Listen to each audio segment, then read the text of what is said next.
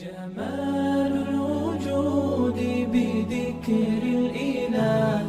وتصفو الحياة بنور هدى. دعای پیامبر صلی الله علیه و سلم در حق عمر ابن خطاب، خداوند از او راضی باد. پیامبر صلی الله علیه و سلم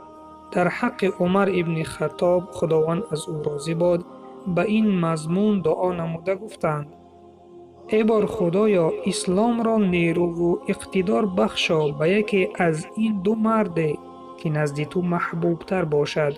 با عمر ابن خطاب یا با عمرو ابن هشام یعنی ابو جهل.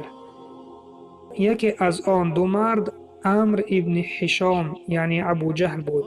و دیگری عمر ابن خطاب، خداوند از او راضی بود، می باشد که در الفبای عربی عمر و عمرو یک خیل نوشته می شوند. خداوند مهربان دعای پیامبر را قبول نموده از میان این دو عمر ابن خطاب را محبوب خود دانست که اسلام عزیز را با واسطه او عزت بخشید و خوف و ترس را از دل مسلمانان دور کرد و چنان در حق جویی استوارش گردانید که